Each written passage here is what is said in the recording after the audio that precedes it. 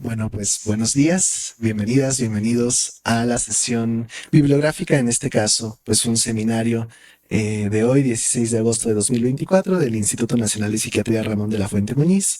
Yo me llamo César Amaury Sánchez Aguilar, soy médico, soy psiquiatra, trabajo en esta institución y pues es para mí un gusto presentar a las personas que me acompañan hoy. Escucharemos hablar más adelante en la jornada al maestro Alberto Jiménez Tapia, él es colega de aquí de la institución. Es investigador de la Dirección de Investigaciones Epidemiológicas y Psicosociales y es además uno de los miembros del Comité de Ética en Investigación. Y por supuesto, pues el eje de nuestra jornada académica hoy, pues la estimada doctora Mónica Lisbeth Bolfeta Villegas, ella es residente de segundo año de este instituto. Vamos a presentarles una temática que nos parece relevante, interesante, novedosa en parte, aunque en realidad sí ya tiene un rato que se ha estado hablando de ella en algunos círculos académicos y pues la intención es que si es que surge algo de interés y si en algo pues despierta curiosidad en ustedes, pues que sepan que en la Dirección de Investigaciones Epidemiológicas y Psicosociales hay una línea de investigación que se relaciona directamente con este constructo y que pueden acercarse a estos investigadores si es que pues les parece relevante el tema. Entonces, por favor, Moni, todo tuyo. Muchas gracias. Hola, buenos días. Yo soy la doctora Mónica Bolfeta. Soy médico residente de segundo año en esta institución. Y antes que nada me gustaría darle gracias al doctor César Amaury Sánchez, ya que me ayudó a coordinar este seminario. Asimismo, a la doctora Claudia Veda Astudillo y al maestro Alberto Jiménez Tapia, que me estuvieron ayudando también en una colaboración en este seminario. Y bueno, el seminario se titula El síndrome de crisis suicida en el panorama de la comprensión de un complejo fenómeno humano. Dentro del contenido, el día de hoy vamos a hablar una pequeña introducción acerca del suicidio. Además, vamos a conocer un poquito de su historia, su fisiopatología, su epidemiología y algunos factores de riesgo de importancia.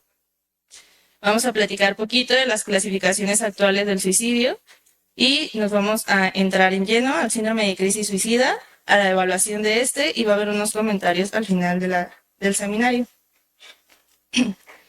Para empezar, es bien importante que hablemos del suicidio.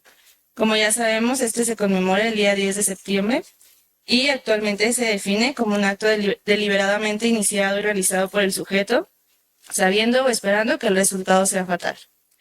Debemos entender que desde una perspectiva clínica, este se va a entender como un comportamiento que puede manifestarse de diferentes formas, desde una fantasía de muerte o ideación suicida, que son todos esos pensamientos recurrentes sobre la propia muerte o el deseo de morir, asimismo como las autolesiones o gestos suicidas, que son esas conductas autoinfligidas potencialmente lesivas e intentos de suicidio, que son esas acciones concretas para quitarse la vida que no resultan en muerte. Y finalmente tenemos el suicidio consumado, que es esa acción que resulta de la muerte del individuo. El suicidio a través del tiempo se ha visto de diferentes formas. En la antigua Grecia, en el siglo V a.C., Platón y Aristóteles consideraban el suicidio como un delito castigado con la deshonra del cadáver y con entierros apartados. En el Imperio Romano, en los siglos V al IV después de Cristo, Cicerón y Constantino representaron dos etapas claves en cuanto al suicidio. Cicerón condenaba el suicidio salvo por heroísmo o defensa de honor, mientras que Constantino lo penalizó confiscando bienes familiares. Asimismo, en la Edad Media, de los siglos V al XV, la influencia de la religión cristiana llevó a ver el suicidio como un pecado, resultando en castigos como la negación del entierro cristiano y la confiscación de bienes. En la Edad Moderna y Contemporánea podemos encontrar el Renacimiento, en donde humanistas como Moro, Montaigne y Bacon desafiaron los prejuicios contra el suicidio con argumentos estoicos y racionales. En el siglo XVII, este se condenaba severamente como un pecado grave según la moral religiosa. Por ahí del siglo XVIII, encontramos que filósofos como Kant y Rousseau estudiaron el suicidio de forma científica y no solo desde lo moral. Y fue en el siglo XIX donde Durkheim transformó el suicidio de un acto individual a una respuesta social. Ya fue hasta el siglo XX en donde el aumento del suicidio llevó a crear líneas de ayuda y campañas de concienciación sobre la salud mental. En la actualidad, en el siglo XXI, este ha destacado como un grave problema de salud pública global, con aproximadamente 700.000 casos de muerte a causa de suicidio de forma anual, según la OMS. Perdón. Según la fisiopatología, debemos entender que la conducta suicida se caracteriza por una compleja interacción entre factores genéticos, neurobiológicos y sociales. Podemos entender que la heredabilidad, la cual es definida como el porcentaje de la varianza del fenotipo que se puede atribuir a causas biológicas y genéticas, aproximadamente el 17 al 55% está asociada a intentos de suicidio y el 20% está asociada a suicidios consumados. También debemos entender que hay una mayor concordancia en comportamientos suicidas en gemelos monocigóticos en comparación con gemelos disigóticos. Asimismo, es importante mencionar que hay variantes como la monoaminoxidasa A y el factor neurotrófico derivado de cerebro, los cuales están asociados con una mayor vulnerabilidad al suicidio, ya que estos afectan principalmente a la impulsividad y la respuesta al estrés. Además, debemos de tener en cuenta que la neurobiología del suicidio se destaca con desequilibrios en varios neurotransmisores, principalmente en la serotonina, la dopamina y la noradrenalina. Retomando un poquito de la epidemiología que vimos la semana pasada, es importante mencionar que según la Organización Mundial de la Salud, en los últimos datos reportados en el 2023, aproximadamente 700.000 personas mueren al año por suicidio. Esto quiere decir, o esto equivale a una muerte cada 40 segundos. Es importante mencionar que entre los jóvenes de 15 a 29 años, actualmente el suicidio se posicionó como la cuarta causa de muerte a nivel mundial. Y en términos de patrones regionales, podemos encontrar que Europa del Este, África subsahariana y el sudeste asiático muestran las tasas más altas de suicidio. Asimismo, se ha visto que en México los casos de suicidio también han aumentado. En 2017, la tasa fue de 5.3 por cada 100.000 habitantes. Aproximadamente 6.494 personas fueron reportadas por fallecimiento a causa de suicidio, mientras que en el 2022 esta tasa aumentó a 6.3 por cada 100.000 habitantes, lo que significó que aproximadamente aumentaron 1.629 casos en comparación con el 2017. Además, debemos de tener en cuenta que la tasa de suicidio en hombres siempre ha sido mucho mayor, siendo 10.5 por cada 100.000 habitantes, en comparación con mujeres, que es de 2.3. Y es importante mencionar que las mujeres tienen las tasas más altas de ideación e intentos de suicidio, pero son los hombres quienes muestran una mayor frecuencia de muerte por suicidio. Asimismo, se ha visto que el grupo de edad de 25 a 29 años mostró la tasa más alta de suicidio, con 11.6 casos por cada 100.000 habitantes, seguido de cerca por el grupo de población de 30 a 34 años. Y la frecuencia de suicidios también va a variar significativamente según los estados de la República Mexicana, encontrándose que Chihuahua se registró la tasa más alta con 11.2 casos, seguido de Yucatán y Aguascalientes. Hablando un poquito sobre los factores de riesgo, es importante mencionar que la historia de conductas suicidas previas es un factor importante que debemos evaluar en cada uno de nuestros pacientes, ya que una revisión sistemática de aproximadamente 90 estudios estimó que aproximadamente el 16% de quienes ya habían realizado un intento no letal lo volvieron a reintentar al cabo de un año y al 2% fue consumado. Asimismo, se ha asociado a trastornos mentales, sobre todo trastorno depresivo, trastorno bipolar, esquizofrenia y trastorno de estrés postraumático, así como otros trastornos de la personalidad. En un estudio post-mortem encontramos que los estudios del estado de ánimo fueron el diagnóstico más común, presentes aproximadamente en el 25% de los sujetos que fallecieron por suicidio. Asimismo, podemos encontrar el aislamiento social, la historia familiar de suicidios en la familia, factores ambientales como pérdidas, problemas económicos, violencia, exposición al suicidio, acceso a medios letales, quizá el consumo de sustancias psicoactivas es muy importante también, problemas de salud física como enfermedades crónicas, dolor y experiencias traumáticas. Actualmente podemos observar que en el DSM-5, textos revisados, que entró como en vigor en el 2022, se incluyó un apartado que podemos encontrar como otros problemas que pueden ser objetos de atención clínica. En esta se incluyeron algunos códigos diagnósticos para conducta suicida con el propósito de facilitar a los profesionales de salud mental un sistema para poder documentar estas conductas en los expedientes de cada uno de nuestros pacientes.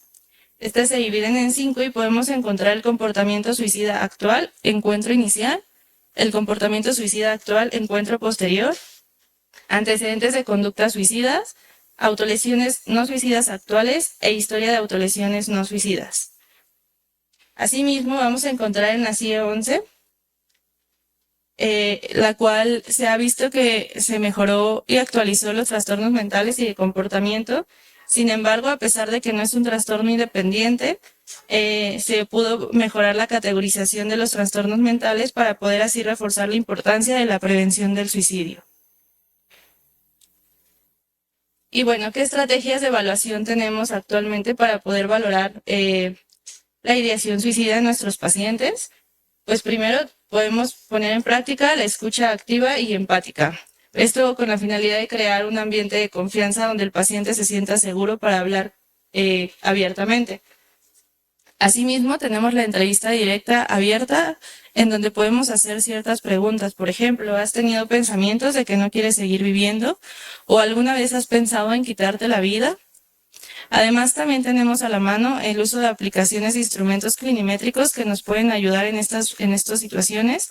Podemos utilizar, por ejemplo, la escala de Beck para ideación suicida, la escala de evaluación de la severidad del suicidio de Columbia y la detección de riesgos suicidas en entornos médicos.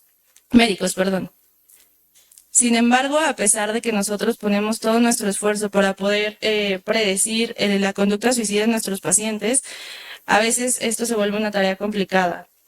Pues ya que en ocasiones los pacientes no suelen revelar esta información con confianza. Entonces, justo la doctora Iveda Astudillo y el maestro Jiménez Tapia hicieron un análisis semántico de las razones para ocultar pensamientos suicidas a profesionales de la salud mental en 3 países de América Latina. Fue en Argentina, en Brasil y en México. En México la población fue de 3.403 participantes, de los cuales un total de 331 aceptó que en algún momento negó o ocultó pensamientos suicidas a algún profesional de la salud mental. También se investigó el por qué o cuáles eran como los términos que los participantes utilizaban con mayor frecuencia del por qué no querían como mencionar al profesional de salud mental esto. Y se recabaron, por ejemplo, que tenían miedo, por pena, por vergüenza, por miedo a ser juzgado por nuestro propio médico, ¿no? Entonces, aproximadamente en este cartel se vio que entre el 9.7 y 25% de los participantes reportaron que ocultaron su ideación suicida a algún profesional de la salud mental. Y es aquí donde empezamos a hablar del síndrome de crisis suicida, el cual fue propuesto por el doctor Igor Galinker y el doctor Simiri Jansen, ambos psiquiatras que trabajan en Nueva York. Ellos hipotetizaron que antes de intentarse suicidar, los individuos entran en un estado de desregulación cognitiva y afectiva, actualmente conocido como síndrome de crisis suicida. Previamente era denominado como estado desencadenante del suicidio. Ellos demostraron que la intensidad del síndrome de crisis suicida está fuertemente relacionado con comportamientos suicidas, tanto presentes como pasados. Y esto sugiere que a mayor gravedad del síndrome de crisis suicida, mayor es el riesgo de experimentar pensamientos suicidas o de hecho de llevar a cabo el intento de suicidio. Ellos observaron que en pacientes psiquiátricos de alto riesgo, el síndrome de crisis suicida se asocia con una mayor probabilidad de realizar un intento suicida a corto plazo tras el egreso hospitalario. Ellos identificaron 3 factores principales, los cuales componen al síndrome de crisis suicida. El primero es la desesperanza frenética, que es aquel estado emocional intenso que combina desesperanza y una sensación intensa de estar atrapado. Asimismo, la inundación rumiativa, que es un estado mental caracterizado por la rumiación constante, donde las personas sienten que su mente está abrumada por pensamientos incontrolables y angustiosos. Y el tercero es la somatización cuasi psicótica, la cual describe experiencias somáticas inusuales que ocurren durante episodios de ansiedad y pánico extremos, en donde las personas experimentan sensaciones físicas que acompañan y amplifican su angustia emocional. Hablando un poquito o definiendo un poquito más cada uno de ellos, empezaremos por la desesperanza frenética. Como ya les comenté, este es un estado caracterizado por un atrapamiento, un miedo intenso y desesperanza en donde la persona siente que no hay salida. Se siente abrumada por el pavor y la desesperación. Esta se va a relacionar con la ansiedad y con la depresión, pero se diferencia por la intensidad de cómo se vive. Mientras que la ansiedad y la depresión suelen ser graves, pero a menudo pueden tratarse con tratamiento y estrategias de afrontamiento, la desesperanza frenética se caracteriza por una sensación urgente y extrema en donde no hay solución ni salida a la situación. Vamos a ilustrar un poquito esta sensación. Supongamos que estamos atrapados en una tienda departamental vacía después de su cierre. A pesar de nuestros esfuerzos desesperados por encontrar una salida, todas las puertas están bloqueadas e intentamos forzar las puertas y hacer ruidos para llamar la atención, pero no tenemos ningún éxito. Esta sensación de estar completamente atrapado y desesperado intensifica nuestra angustia y refuerza la percepción de que no tenemos ninguna esperanza. Este sentimiento intenso y desesperado pues va a aumentar el riesgo del comportamiento suicida, ya que la persona va a sentir que no tiene ninguna alternativa para poder escapar de su sufrimiento. En segunda opción tenemos la inundación rumiativa, la cual se va a caracterizar por una avalancha de pensamientos negativos automáticos y emocionalmente intensos. Los autores lo mencionan como un tipo de pensamiento extremadamente intenso y perturbador, en donde van a hablar de dos importantes términos, que son las distorsiones cognitivas negativas, definida como los pensamientos que no son solo repetitivos, sino también profundamente distorsionados, lo que lleva a la persona a percibir la realidad de una manera extremadamente negativa y pesimista. Asimismo, mencionan también la paranoia, que es esa tendencia a sospechar o creer que otros están en su contra sin una base real. Esto puede llevar a sentirse perseguido o traicionado y esto a amplificar el malestar de nuestro paciente. Igual aquí, imaginemos que una persona acaba de perder su empleo, por lo cual piensa una y otra vez en cómo fue que sucedió. Esto se imagina que, cómo ha defraudado a su familia y se repite que nunca volverá a encontrar otro empleo. Además de cuestionarse si realmente tiene un valor en la vida, en lugar de reconocer los aspectos positivos o las oportunidades para mejorar, se enfoca solamente en el sufrimiento y la desesperanza, sin ver alternativas o soluciones, lo que genera el agravamiento de la crisis suicida. Por lo tanto, debemos de tener en cuenta que la inundación rumiativa se caracteriza por una intensidad extrema, una visión extremadamente negativa y distorsionada de la vida y una desconfianza infundada hacia los demás. A menudo esta suele acompañarse de cefaleas o síntomas similares a migrañas que no solo resultan incómodos, sino que también aumenta el riesgo de la crisis suicida, ya que se ha vinculado a intentos de suicidios previos. Por último, hablaremos un poquito de la somatización cuasi psicótica, la cual en el contexto del síndrome de crisis suicida se refiere a todas esas experiencias de síntomas físicos inusuales que se sienten en todo el cuerpo, especialmente la definen como en la piel. Estos síntomas suelen ir acompañados de un estado disociativo similar al pánico, en donde la persona puede experimentar algunas sensaciones extrañas y alarmantes en todo el cuerpo. Estos ataques pueden incluir síntomas físicos como temblores, sensación de asfixia y dolor en el pecho que intensifican el malestar de las personas. Y es importante mencionar que las cogniciones catastróficas están fuertemente vinculadas al riesgo de suicidio, ya que pueden intensificar la desesperación y la sensación de estar atrapado.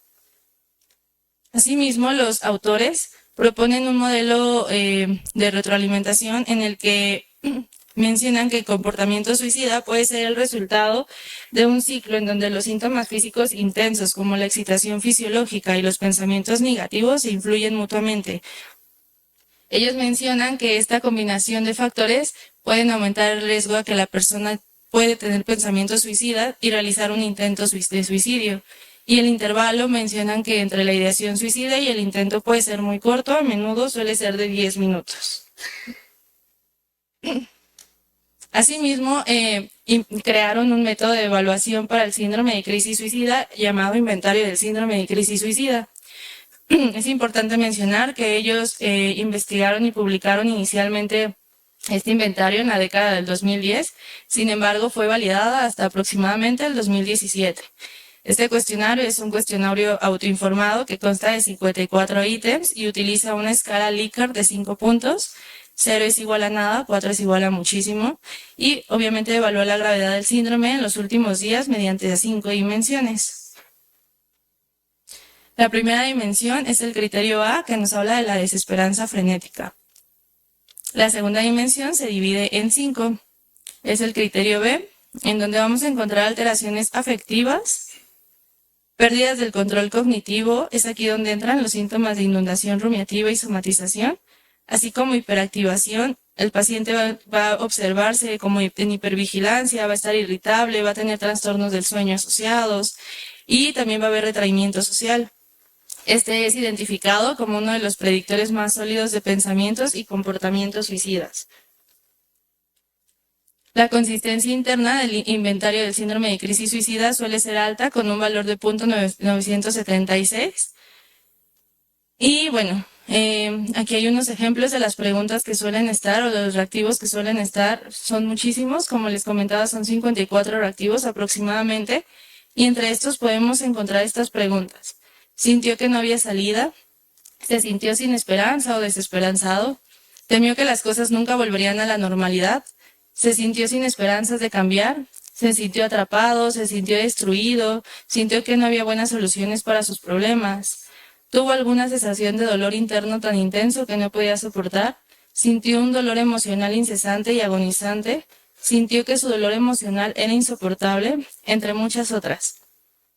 Este instrumento se clasifica en riesgo en 3 niveles: en el riesgo extremo, el riesgo positivo y negativo.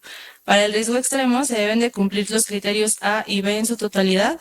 Para el riesgo positivo se deben de cumplir los criterios A y al menos 2 ítems del criterio B.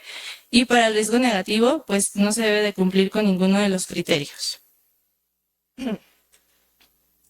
Ya casi por último vamos a platicar un poquito de este artículo, que es la validez predictiva de los criterios diagnósticos para el síndrome de crisis suicida, en donde pues busca, ¿no?, la eficacia del síndrome de crisis suicidas con la predicción del riesgo suicidio a corto plazo en pacientes psiquiátricos de alto riesgo. En este se reclutaron 170 pacientes hospitalizados por ideación suicida o intento de suicidio en un hospital en Nueva York dentro de las 72 horas en su ingreso. Los resultados mostraron que los pacientes que cumplían con todos los criterios del síndrome de crisis suicida mostraron un riesgo significativamente mayor de intentos de suicidio tras el alta, sugiriendo la utilidad del síndrome de crisis suicida en la evaluación del riesgo a corto plazo. Y a pesar de sus limitaciones, a pesar de las limitaciones, ya que el tamaño era muy reducido en la muestra, los hallazgos sugieren que el síndrome de crisis suicida es una herramienta valiosa para predecir intentos de suicidio a corto plazo, superando en eficacia la ideación suicida solo como predictor independiente. Otro artículo que demuestra esto es este, llamado Utilidad Clínica Comparativa de la evaluación del síndrome de crisis suicida frente a la ideación suicida en relación a la ideación e intento suicida a un mes de seguimiento. Este tenía como objetivo evaluar qué tan efectivos son tanto el síndrome de crisis suicida como la ideación suicida como predictores del pensamiento y comportamiento suicidas a un mes después del alta. Aquí se evaluaron 382 pacientes psiquiátricos y dentro de los resultados se mostraron que aquellos que cumplían con todos los criterios del síndrome de crisis suicida, además tenían ideación suicida persistente, la tasa de comportamiento suicida al mes del egreso hospitalario era más alta, del 22.2%, en comparación con aquellos que solamente mencionaban tener ideación suicida persistente, en donde se veía que la tasa era de 6.0%. Por lo tanto, se concluye en este artículo que a pesar de que aunque la ideación suicida sigue siendo un fuerte predictor de los pensamientos suicidas, el síndrome de crisis suicida va a proporcionar información adicional valiosa para identificar a personas de alto riesgo de intentos de suicidio, destacando su utilidad en la evaluación clínica del riesgo de suicida. Ya por último, unos comentarios finales en donde mencionaremos que bueno, creemos que el síndrome de crisis suicida representa un avance crucial en la comprensión y en el manejo de riesgo suicida, al identificar un conjunto específico de síntomas que indican un riesgo inminente de suicidio. Este ofrece una herramienta valiosa para los profesionales de salud mental. Asimismo, creemos que la inclusión del síndrome de crisis suicida en futuras clasificaciones podría transformar la forma en la que se aborda la crisis suicida, permitiendo intervenciones más precisas y efectivas en momentos críticos. Además, creemos que la evaluación empírica y creciente cuerpo de evidencia respaldan la necesidad de reconocer formalmente este síndrome, subrayando su potencial para salvar vidas y mejorar significativamente los resultados clínicos. En resumen, creemos que la implementación del síndrome de crisis suicida no solo mejora nuestra capacidad para predecir y prevenir el suicidio, sino que también reafirma nuestro compromiso con la protección y el bienestar de las personas en sus momentos más vulnerables. Y eso sería todo de mi parte.